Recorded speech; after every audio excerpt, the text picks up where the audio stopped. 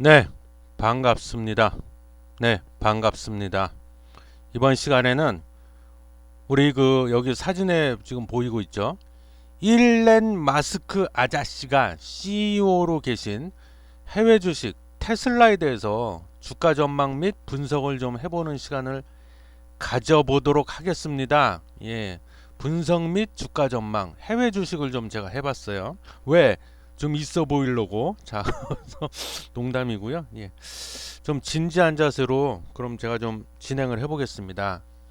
일단 테슬라가 뭐 하는 회사인지 뭐 사업 내용 일단 기업 분석은 기본이니까 사업 내용을 보면 전기차를 주로 만든다는 거는 다들 알고 계시잖아요. 근데 사실은 이게 전기차만 만드는 건 아닙니다. 그래서 좀 살펴보면 미국, 중국, 네덜란드, 노르웨이 뭐 기타 등등 해외에서 전기 자동차고요.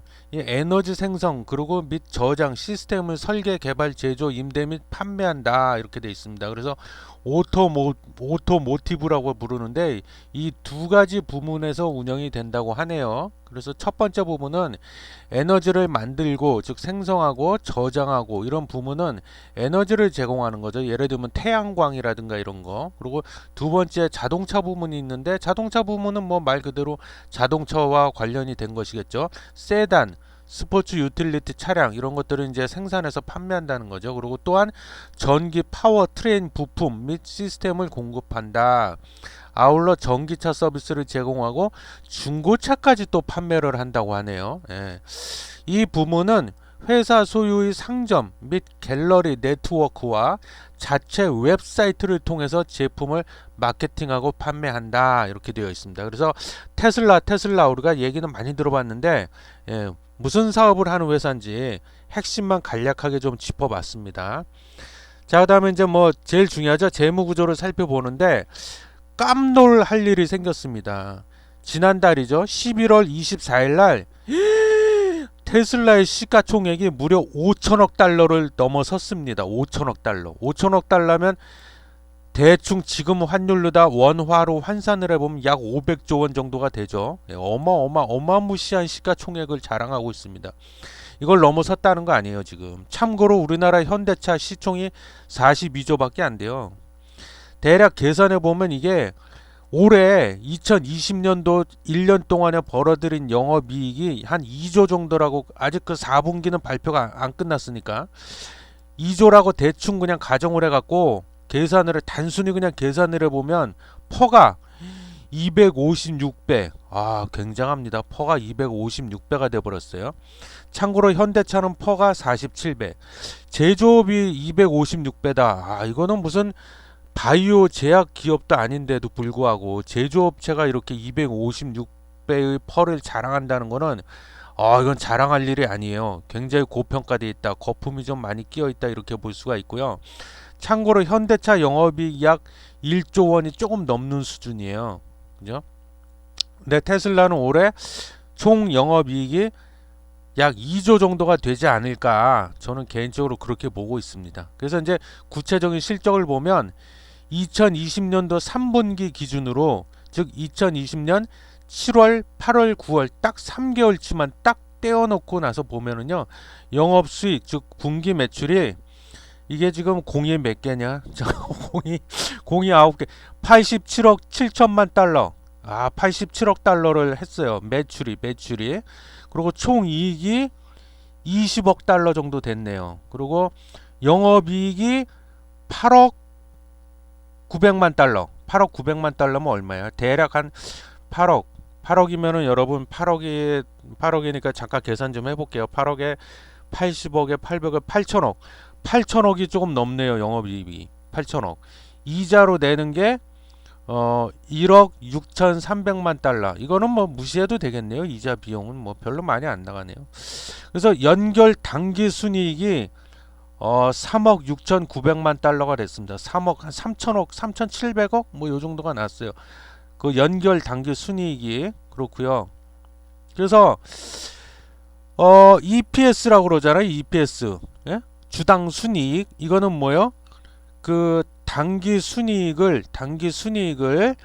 총 발행 주식수로 나눈 값입니다. 그러면 한 주당 순이익이 얼마냐? 그렇게 계산이 되는데 이걸 줄여서 우리가 EPS라고 그러죠. EPS가 0.75달러 정도, 3분기 EPS가 평균 0.75달러가 됐고요. 참고로 보면 2020년도 1분기 EPS가 0.25, 2020년도 2분기 EPS가 0.44달러, 2020년도 3분기 EPS가 0.75달러. 주당 순이익 EPS는 즉 1분기, 2분기, 3분기 들어서 꾸준히 지금 늘어나고 있습니다. 증가하고 있어요. 이거는 뭐 좋은 현상이죠. 네, 그리고 이 올해 들어서만 2020년도 1분기 그리고 2분기 그리고 3분기 요 딱 3개분기만 떼어놓고 좀 그 흐름을 보자면 영업수익 매출이죠. 1분기 때 59억 달러, 2분기 때 60억 달러, 3분기 때 87억 달러. 매출이 조금씩 계속 늘고 있어요. 영업이익이 2억 8,300만 달러. 2020년도 1분기가 2분기가 3억 2,700만 달러. 그리고 3분기 때 갑자기 급증을 하네요. 영업이익이 8억 900만 달러. 당기 순이익도 중요하죠. 일단 영업이익, 매출액은 전부 다 꾸준한 증가세를 보이고 있습니다. 당기 순이익은 2020년도 1분기 때 6,800만 달러.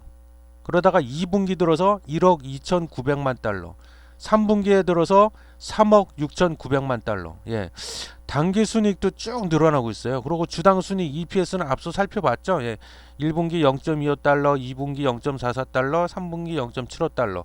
꾸준히 EPS도 증가하고 있네요. 나쁘지 않습니다. 예. 그래서 이번 3분기 매출이 87억 7천만 달러. 정확히는 87억 7,100만 달러죠. 제가 이미 언급을 했죠. 예, 그래서 3분기에 영업 수익 즉 매출도 많이 늘었고 영업이익도 많이 늘었고 당기 순이익도 많이 늘었고 주당 순이익 EPS도 많이 늘었어요. 일단. 예, 일단 뭐 재무제표상으로는 그렇다는 겁니다. 그래서 이 참고로 32명을 월스트리트, 예? 우리나라에 여의도가 있다면 미국에는 월스트리트, 뉴욕에 뉴욕 잠깐 뉴욕에 있는 거 맞나? 예, 맞죠? 이거 또 틀리면 개망신인데. 예, 저기 뉴욕에 있는 거 맞아요. 그죠? 42번가 쪽에 있죠. 뉴욕 월스트리트에 있는 그 32명의 애널리스트가 현재 이 의견을 내놨는데요. 11개의 매도 등급을 매겨놨습니다. 11개는 팔아! 당장 팔아! 그리고 10개가 홀드, 보유해, 갖고 있어 이거고 10개가 매수, 빨리 사 이거고 단 한 개의 강력한 매수, 당장 사지 않으면 죽는다 이런 빨리 사라 이런 강력한 매수 등급을 지금 내고 있습니다. 그래서 결과적으로는 홀드, 보유가 합의 등급이 된다 이런 말이에요. 합의 등급. 자, 재무 상태는 제가 이 정도로만 그냥 맞추고요. 좀 더 우리가 정확한 분석을 위해서 동일 업종의 경쟁사를 좀 비교를 해보는 게 어떨까 해서 제가 좀 비교를 해봤는데, 뭐 미국의 제너럴 모터스사, 뭐 GM부터 해서 자동차 회사가 많잖아요. 뭐 폭스바겐, 아우디 그룹도 있고 독일 쪽에, 유럽 쪽에. 근데 그걸 제가 다 할 수가 없어갖고 대표적으로 그냥 제가 별로 탐탁치는 않은 회사인데 일본의 도요타 모터스. 이 도요타는 사실 미국이 다 키워준 회사예요. 예, 그래서 미국 시장 점유율이 높은 이유도 그건데 거기에 또 역사적 배경을 말하자면 깁니다. 이건 다음 시간에 기회 되면 말씀드리고 테슬라하고 도요타 모터스를 한번 비교를 해봤습니다. 그래서 일단 테슬라는 매도 의견이 11개가 나왔어요. 아까 제가 앞서서 그랬죠. 앞서 뭐 여기 32명의 월스트리트가 11개의 매도 의견을 내놨다 그랬는데 반면에 도요타 모터스는 매도 의견이 하나밖에 없어요. 뭐 당연하죠. 도요타 모터스는 뭐 이렇다 할 뭐 호재도 악재도 없는 상태죠. 그러다 보니까 이렇고 보유 홀딩 그런 의견을 낸 게 테슬라 10개, 도요타 모터스 1개. 매수 의견 테슬라 10개, 도요타 모터스 2개. 강력 매수 의견 테슬라 하나, 도요타 모터스 빵개. 그래서 도요타 모터스하고 이렇게 좀 비교를 해보면 확실히 좀 핫하긴 핫한 종목이 아닌가 그런 생각이 들고요. 평가 및 수익 요거는 2019년도 기준일 거예요. 아마 이게 제가 추정치를 얘기해서 죄송합니다. 2019년도가 맞을 거예요. 그래서 총 수익 즉 매출액을 보면 테슬라가 작년 2019년도에 2억 4천만 달러를 했는데 도요타 모터스는 10배가 넘습니다. 10배. 27억 5천만 달러. 아, 이게 매출 면에선 비교가 안 되죠. 그리고 순이익이 테슬라가 862억 달러. 근데 도요타 모터스는 2억 달러. 이것도 게임이 안 되네. 야, 도요타 모터스가 돈을 이렇게 많이 버네요. 1년에 순이익으로만 우리 돈으로 2천억이 넘게 벌어가네. 2천억이 넘게 벌어가. EPS 주당 순이익 테슬라 이것도 게임이 안 되네요. 테슬라는 0.98달러. 도요타 모터스는 13.42달러. 예, 그렇습니다. 근데 여기서 이게 좀 용어가 생소하실 텐데 이게 중요한 지표가 하나 있어요. 사실 제가 이거를 설명드리려고 했는데 하기 위해서 이렇게 떠들었는데 가격 대비 수익 비율을 보셔야 됩니다. 근데 테슬라가 안타깝게도 마이너스 611이고 도요타 모터스는 10.30입니다. 갭이 차이가 굉장히 크죠. 지금 차이가 굉장히 큰데 요거는 해석을 할 줄 알아야겠죠. 그래서 이 가격 대비 수익 비율이 이 테슬라가 마이너스 611이 나왔다는 거는 도요타 모터스보다 낮은 그런 가격 대비 수익 비율로 거래되고 있다 이겁니다. 예? 그래서 이걸 또 다시 풀어 얘기하면 현재 테슬라와 도요타 모터스 두 개의 주식을 비교했을 때 테슬라 모터스가 더 저렴하게 지금 거래가 되고 있다 이 뜻이에요. 물론 이거는 2019년도 기준이긴 하지만 그래도 그 제 기억으로 아마 올해 들어서 지금 그 테슬라 주가가 그죠? 2020년 12월 4일 기준으로 얼마를 찍었죠? 거의 뭐 599달러를 이 미친 거 아니야? 이거 599달러. 어? 거의 뭐 600달러라고 치고. 예? 그러면은 600달러에다 공 3개 붙이면 얼마입니까, 여러분? 60만 원이 넘어갔어, 지금 이게. 예? 아, 60만 원이 넘어갔는데 그 작년 저 2019년도만 해도 그 이렇게 저기 뭐야 주가가 이렇게 많이 올라가지 않았었죠, 그죠? 그래서 여기 보면은 그 한 200달러대 280달러 뭐 200한3뭐 280달러 290달러 그 정도쯤이었던 걸로 제가 기억을 해요. 작년 그 테슬라 주가가. 그래서 이게 작년 기준이라고 했잖아요. 그럼 올해 지금 600달러가 됐으니까 약 2배가 넘게 상승을 했죠. 그래도 대충 계산을 해봐도 그럼 가격 대비 수익 비율이 테슬라가 마이너스 뭐 한 300까지 떨어졌다고 해도 여전히 도요타 모터스에 비하면 낮은 그런 가격 대비 수익 비율로 거래되고 있다. 그래서 이거는 굉장히 도요타 모터스 주식과 비교하면 싸게 거래되고 있다 이렇게 보시면 되는데 요거는 좀 착각하시면 안 돼요. 이게 지금 테슬라가 그렇다고 테슬라 그 모터스의 주가가 굉장히 저평가되어 있다 절대로 그런 뜻은 아니에요. 이거는 그 도요타 모터스하고 그래도 뭐 자동차 세계 판매량 1위니까 도요타 모터스하고 좀 참고 삼아 비교를 했을 때 그렇다는 거지 이게 뭐 굉장히 지금 저평가되어 있다 그런 뜻은 아니에요. 예. 그거 꼭 좀 유념해 주시고요. 그 다음에 그 마지막으로 테슬라하고 도요타 모터스의 또 순이익 자기자본 이익률 이런 걸 비교를 해보면 순이익 같은 경우에는 테슬라가 1.43%, 도요타는 5.78%, 테슬라가 순이익이 좀 그 낮네요. 1.43%밖에 안 되네. 자기자본 이익률 ROE라고 부르죠. 이거는 테슬라가 4.19%, 도요타가 7.4%. 그리고 ROA라고 해서 자기자산 이익률 테슬라가 이건 좀 낮네요. 1.03%, 도요타가 2.89%. 도요타하고는 이건 사실 비교 자체가 별 의미가 없네요. 제가 계속 비교를 하다 보니까 좀 의미가 없네. 뭐 어차피 뭐 상대가 안 되는 그런 기업인데, 그죠? 근데 그 참고로 여러분들이 나중에 그 재무 분석하실 때 자기자본 이익률 ROE라는 게 있는데 이거는 뭐냐면 쉽게 얘기하면 자기자본, 그러니까 그 보통 그 재무 상태 표현은 자본 총계라고 나오는데 그게 자기 자본이랑 같은 말이라고 제가 지난 시간에 말씀드렸던 것 같은데 자기 자본으로 얼마만큼 많은 이익을 낼 수 있냐 내가 만약에 그러니까 더 쉽게 비유를 쉽게 해드리면 은행에 내가 1억을 맡겼어. 그럼 내가 1년에 이자를 얼마 받을 수 있냐 그거예요. 그거. 그래서 1년에 이자 만약에 원금 1억을 은행에다 맡겼는데 1년에 이자로 내가 1,000만 원을 받는다. 그러면 어떻게 돼요? 10%잖아요. 연 이율이. 그럼 그건 비율을 하면은 자기 자본 이익률이 10%다 그렇게 되는 겁니다. 그리고 자기 자산, 내가 갖고 있는 총 자산으로 얼마만큼 많은 이익을 낼 수 있냐, 몇 퍼센트의 이익을 낼 수 있냐, 그거가 자기 자산 이익률 ROA다 이렇게 보시면 되고 이 제조업에서는 사실 자기 자본 이익률은 그렇게 뭐 중요하지는 않습니다. 사실은 참고는 할 필요는 있지만, 근데 은행 업종에는 자기 자본 이익률이 굉장히 중요하죠. 그래서 보통 은행 업종 같은 경우에는 15% 이상은 넘어야 그래도 좀 안전하고 우량한 은행이다, 이렇게 우리가 얘기할 수 있는 겁니다. 그래서 제조업에 있어서는 굳이 비교를 한다면 자기 자본 이익률 ROE보다는 자기 자산 이익률이 좀 더 중요하다. 근데 이게 좀 아쉽게도 좀 낮네요. 1.03%밖에 안 되네. 예, 그렇습니다. 자, 그래서 지금까지 나름대로 좀 분석을 좀 기업 자체에 대한 분석을 좀 해봤고요.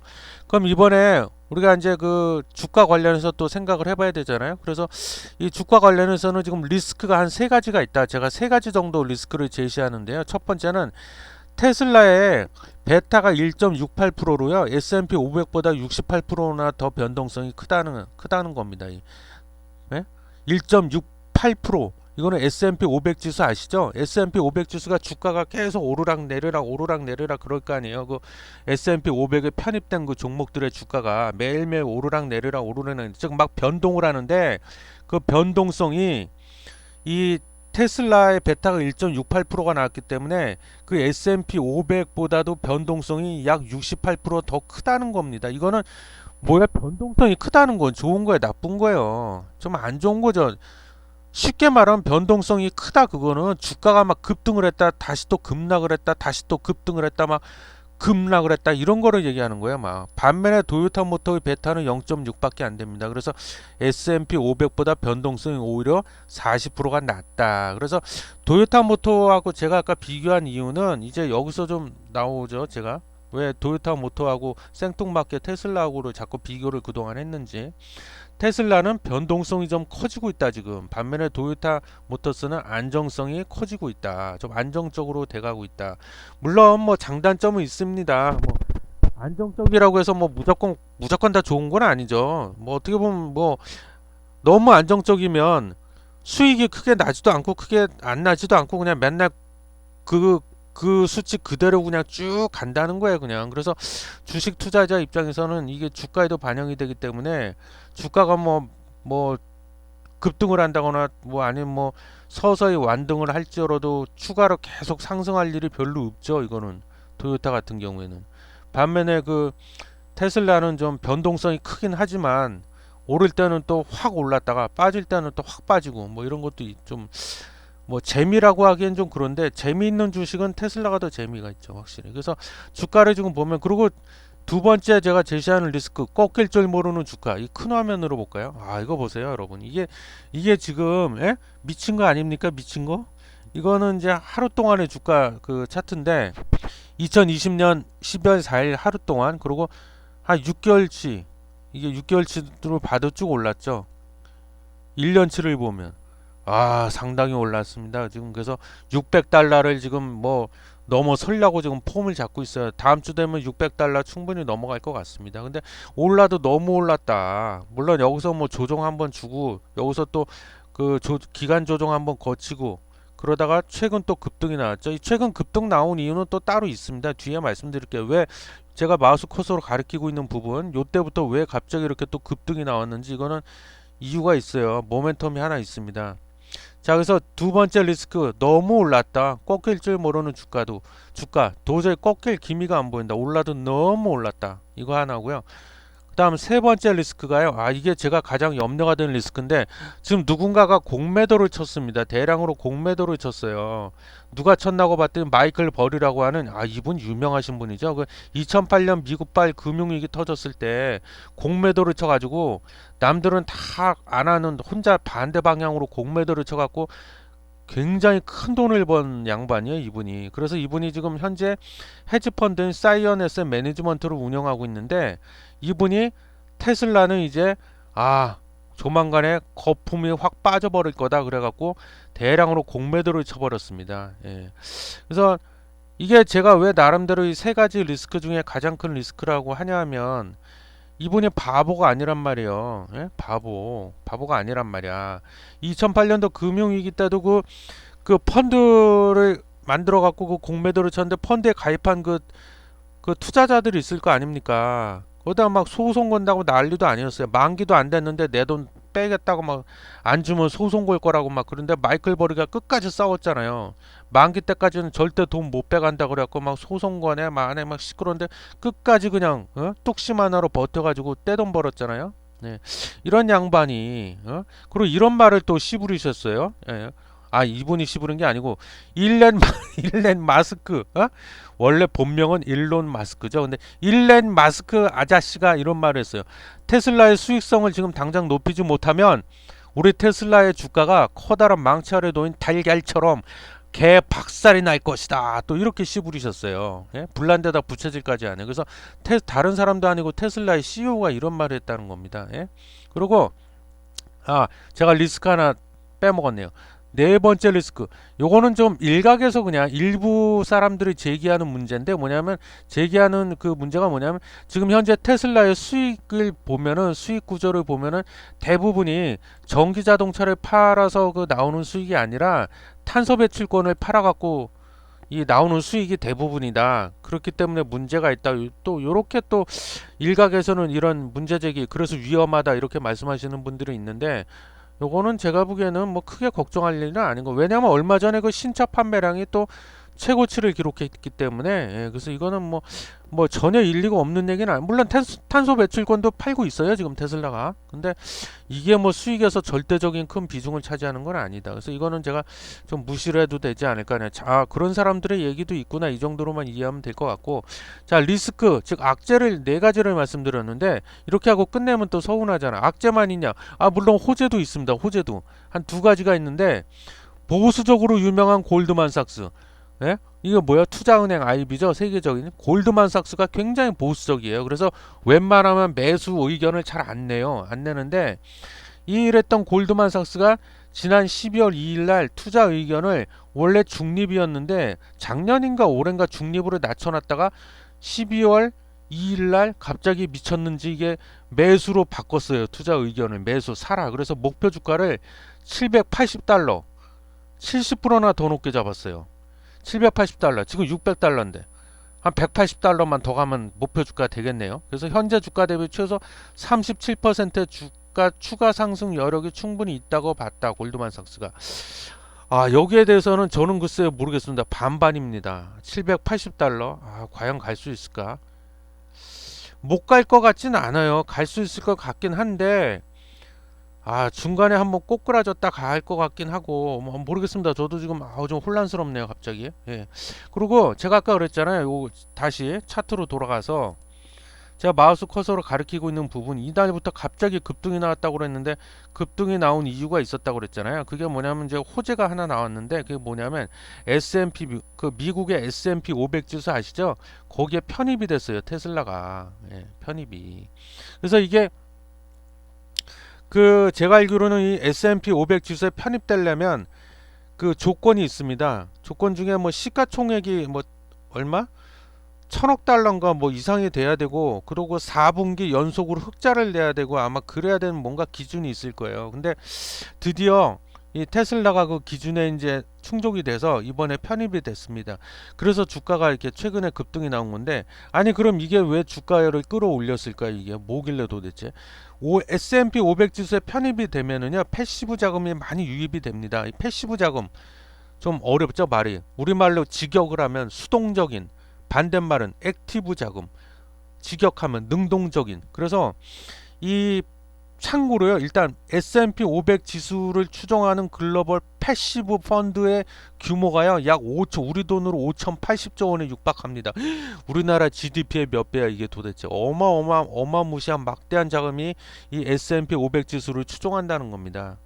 패시브 펀드가 그럼 도대체 뭐야? 패시브 펀드가 일반 그 액티브 펀드 또 나오네 이거. 액티브 펀드는 뭐냐면요 펀드를 만들면 공모 펀드든 사모 펀드든 그 펀드를 운영하는 즉 매니저 펀드 매니저가 있을 거 아닙니까? 그러면 액티브 펀드는 능동형 적극적이라고. 그래서 펀드 매니저가 이번에 이 종목을 좀 사두면 많이 오를 것 같다 싶으면 자기가 그 제한된 퍼센테이지 비율 내에서 자기가 종목을 알아서 판단해서 선정을 해서 그걸 사서 담아두는 게 그 액티브 펀드고요. 반면에 패시브 펀드는 그게 아니야. 그런 거 없고 그냥 이 펀드는 S&P 500 지수를 추종한다 이렇게 딱 설정이 된 펀드라 그런 패시브 펀드면 무조건 S&P 500 지수 안에 들어가 있는 그런 종목을 다 사들입니다. 사들여서 그냥 기계적으로 담아 놓는 거야 그 펀드에다가. 그런 게 패시브 펀드. 그 중에서도요 요 S&P 500 ETF라고 아시죠? 상장지수 펀드 ETF. 우리나라에도 ETF 많이 나와 있잖아요. 그래서 요 S&P 500 ETF 같은 경우에는요 S&P 500 지수에 들어가 있는 그 종목을 시가총액 비율 그대로 똑같이 그 비율 그대로 사들인다는 겁니다. 그래서 예를 들어 볼게요. 그냥 시가총액이 1위인 만약에 애플, 미국의 애플, 아이폰 만드는 애플 아시죠? 애플이 전체 S&P 500 지수에서 차지하는 비중이 6.5%야. 그리고 이번에 내가 패시브 펀드를 설정했는데 그 펀드의 총 자금 규모가 1000억 달러다 그러면 애플을 65억 달러어치 사다가 담아둔다는 겁니다. 왜? 비율을 그대로 유지해야 되니까. 그럼 전체 설정 규모 1000억에 6.5% 하니까 65억 달러가 된다는 거예요. 아셨죠? 이런 식으로 이게 그래서 최근에 이렇게 되면 아무래도 이제 그 패시브 펀드에서 그 테슬라란 주식을 새로 또 사서 담아야 되잖아요. 그러면은 그 주식에 대한 수요가 늘어나니까 주가가 그래서 보시는 바와 같이 주가가 이렇게 올랐던 겁니다. 최근에 급등을 했던 거고. 근데 요 재료는 그렇게 오래 갈 재료는 아닌데 내가 보기. 하여튼 그래서 이렇게 됐습니다. 그래서 거의 600달러까지 왔네요. 그래서 오늘은 조금 좀 내용을 여러 가지 하다 보니까 좀 말이 길어졌죠. 예, 좀 양해해 주시고요. 그래서 결론 그럼 뭐 늘 그렇지만 결론 제가 시원하게 결론을 내드려야 되는데 죄송한 말씀인데 이건 테슬라에 한해서는 제가 속 시원하게 결론을 내드리기가 참 어렵네요. 저도 판단을 이게 약간 좀 아리까리 해가지고 일단 그래도 나름대로 용기를 갖고 예, 결론을 내보겠습니다. 자, 테슬라 한번 사볼까? 내가 신규로 한번 매수해볼까? 생각하시는 분은 일단은 지금 당장은 사지 마세요. 당장은 분명 여기 조정이 한번 나올 겁니다. 여기 과거에도 보면 기간 조정 나왔고 가격 조정 나오고 이렇게 조정이 나오잖아요. 세상에 영원히 오르기만 하는 주식은 없기 때문에. 그리고 최근에 이 급등한 그 재료는 아까 얘기했지만 S&P 500 지수에 편입된 거기 때문에 이거는 길게 오래가는 그런 재료가 아니에요 절대. 그렇기 때문에 좀 기다려 보시라. 물론 뭐 600을 뚫어버리고 더 올라갈 수도 있는데 그래도 달리는 말에 올라타라 그런 말이 있잖아요. 근데 잘못 올라탔단 말에서 떨어져 죽어요. 그래서 좀 조심하자는 의미에서 욕심내지 말고 조급해하지 말고 좀 기다려봐라. 기다려봤다가 사라. 살 거면. 그런 말씀 드리고요. 그 다음에 기존에 갖고 계신 분은 한 40% 내지 50%만 일단 좀 매도를 하셨으면 합니다. 예, 매도를 하셨으면 해요. 혹시 모르니까 워낙 고평가돼 있고 지금 너무 오르기 때문에 그래서 절반 정도만 매도하시고 절반은 갖고 계셔라. 다 팔지는 마시라. 이런 얘기를 꼭 말씀드리고 싶습니다. 그래서 오늘 테슬라 좀 비교적 길게 한번 털어봤습니다. 해외 주식이다 보니까. 예. 들어주셔서 감사합니다.